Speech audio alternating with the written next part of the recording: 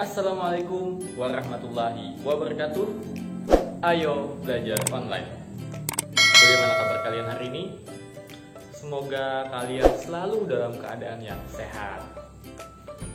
Untuk memenuhi kebutuhan hidupnya, manusia melakukan berbagai kegiatan, baik kegiatan yang berhubungan dengan manusia lain atau kegiatan yang berhubungan dengan lingkungannya. Nah, hubungan tersebut merupakan wujud dari interaksi manusia. Pada video kali ini kita akan membahas tentang interaksi yang dilakukan oleh manusia. Jadi, seperti biasa, simak video ini baik-baik, catat informasi penting yang ada di dalamnya, dan sebelum mulai, mari kita berdoa.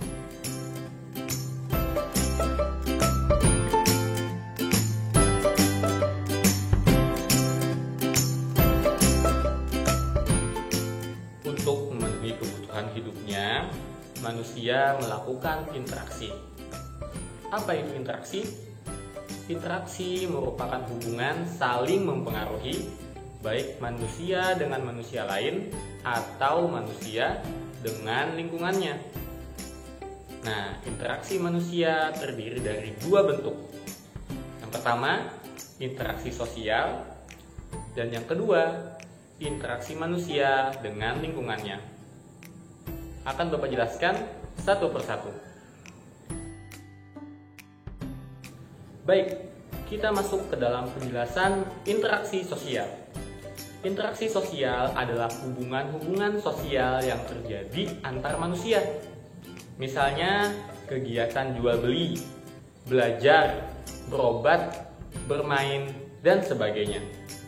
Interaksi sosial terjadi karena manusia merupakan makhluk sosial. Artinya, manusia tidak dapat hidup sendiri dan selalu membutuhkan orang lain.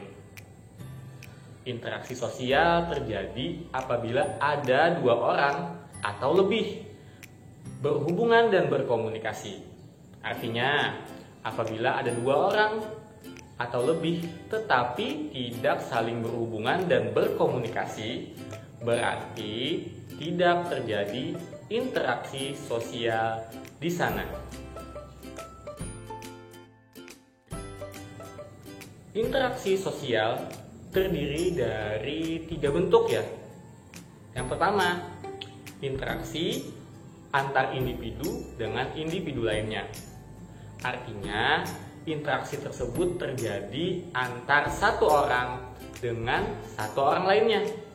Contohnya saat kita bertegur sapa, berjabat tangan, atau saat kita berbelanja di warung. Nah, yang kedua ada interaksi individu dengan kelompok. Artinya interaksi tersebut terjadi antara satu orang dengan banyak orang. Contohnya seperti guru yang sedang menyampaikan pelajaran dengan murid-muridnya, atau tentang penceramah misalnya, yang sedang berceramah dengan jemaahnya. Nah, kemudian yang ketiga adalah interaksi kelompok dengan kelompok. Artinya, interaksi tersebut terjadi antara kelompok satu dengan kelompok lainnya. Contohnya pada saat pertandingan bola, atau pada saat terjadinya diskusi kelompok. Nah, selanjutnya ada interaksi manusia dengan lingkungan. Interaksi manusia dengan lingkungan merupakan proses saling mempengaruhi antara satu dengan lainnya. Lingkungan mempengaruhi manusia, dan sebaliknya, manusia juga mempengaruhi lingkungan. Interaksi manusia dengan lingkungan terdiri dari dua jenis. Yang pertama, interaksi manusia yang menyesuaikan diri dengan alam.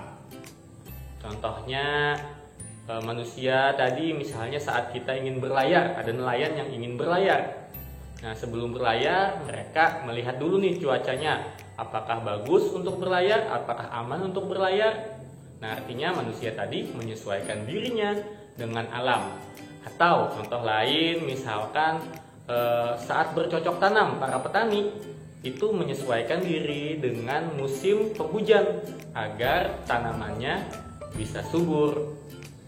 Nah, yang kedua, interaksi manusia yang mendominasi alam. Contohnya, melakukan usaha hujan buatan untuk daerah yang kekeringan, atau pembuatan bendungan agar tidak terjadi banjir saat musim hujan atau kekeringan saat kemarau. Nah, untuk lebih memahami materi hari ini, coba kalian kerjakan soal-soal berikut ya.